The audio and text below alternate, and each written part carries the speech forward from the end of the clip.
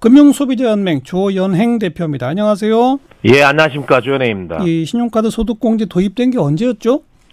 1999년 9월 달에 도입이 됐습니다. 이 자영업자들 소득 파악이 어렵기 때문에 그렇죠. 정부가 이제 소득 탄로를 막기 위해서 도입을 했는데요. 예.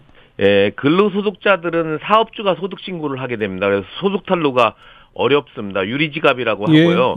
하지만 자영업자들은 실제 소득의 50% 이하로 매우 낮게 과표를 잡아가지고 이를 바로 잡고자 정부가 도입했던 것입니다. 그러니까 신용카드를 많이 사용하게 되면 이 자영업자들의 소득이 다 포착이 되니까 그쪽을 유도하려고 만든 거 아니겠습니까? 예, 맞습니다. 근데 이제 일정 기간이 지나면서 이건 몇 년 있으면 없앤다 계속 그랬는데 못 없애고 있었던 거죠? 예, 맞습니다. 일몰 기간을 정해가지고 올해도 올해 말까지만 연장된 상태입니다. 근데 올해 말 지나면 이제 일몰시키겠다고 하다가 근로자들의 반발 때문에 다시 이제 연장을 전제로 검토를 하겠다 이렇게 발표가 나온 겁니다. 일단 자영업자들의 과표 양성화 목표는 거의 달성됐다. 그러니 이제 없앨 때가 됐다는 논리인데 조연행 대표는 어떻게 보세요? 맞습니다. 달성 목표는 충분히 해고 소득공제 제도가 1등 공신이라고 볼 수가 있습니다. 제가 아는 자영업자 대부분은 수입의 80~90%가 카드로 결제가 이루어지기 때문에 과표를 줄일 수 없다고 하소연하고요. 또 현금 결제를 하면 할인까지 해주고 있습니다.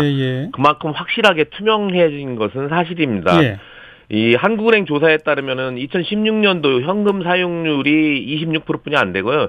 신용카드 사용률이 51% 정도 넘어섰습니다. 그래서 지급 결제 수단으로서 현금을 계속 줄이고 있고 이 비현금 거래 추세는 세계적으로도 계속 지속돼가지고 현금 없는 사회로 가기 때문에 이런 것은 점점 더 확실해지고 투명해질 수밖에 없다는 말씀을 드릴 수가 있습니다. 그러니까 이제는 그럼 신용카드 소득공제 제도를 없애는 게 옳습니까? 아닙니다. 유지되어야 된다고 생각이 되는데요.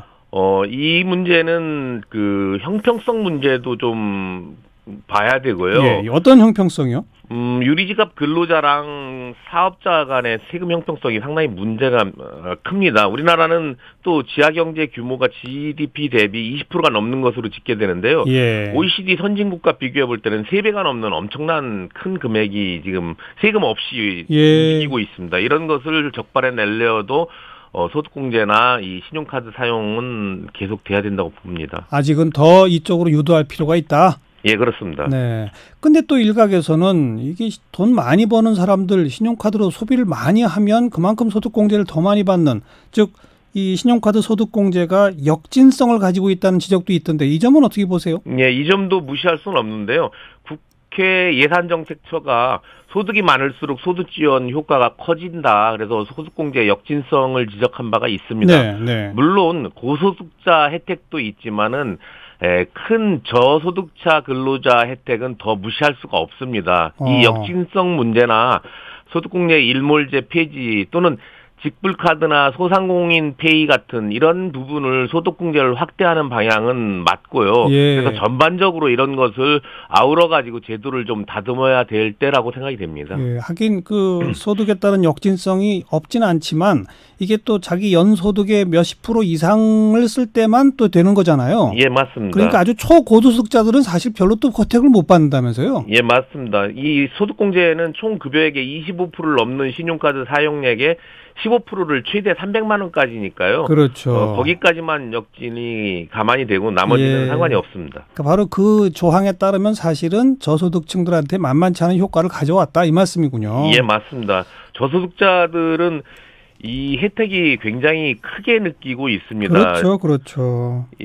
작년에 소득공제 혜택을 받은 이 저소득자들이요. 이 1,800만 명 근로자 중에서 968만 명이 받아가지고요. 22조의 신용카드 소득공제를 받은 것으로 집계가 됐습니다. 그러니까 저소득자들은 엄청난 크게 소득공제 혜택을 느끼고 있습니다. 그런데 이게 장기적으로도 계속 이 공제 제도를 유지하는 것이 과연 바람직한지 그 대목은 어떻게 생각하시는지 마지막으로 한 말씀.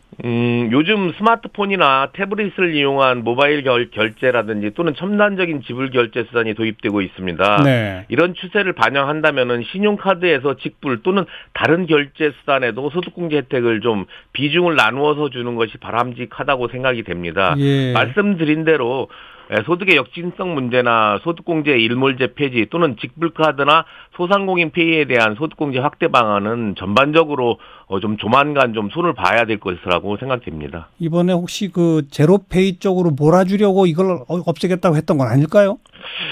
그렇지는 않은 것 같습니다. 예. 그건 아니고 그러나 앞으로는 제로페이 또 신용카드 모든 걸 다 포함해서 좀 중장기적 관점의 제도 재편 재설계 이거는 필요하다 이 말씀이시죠? 예, 맞습니다. 이 첨단적인 결제 수단이 많이 도입이 되는데 네. 이 제도에 대해서도 소득공제 혜택을 주고 예. 신용카드는 점차 축소해서 예. 좀 광범위하게 결제 수단을 좀 아우를 수 있는 그런 소득공제 제도가 필요하다고 생각이 듭니다. 알겠습니다. 고맙습니다.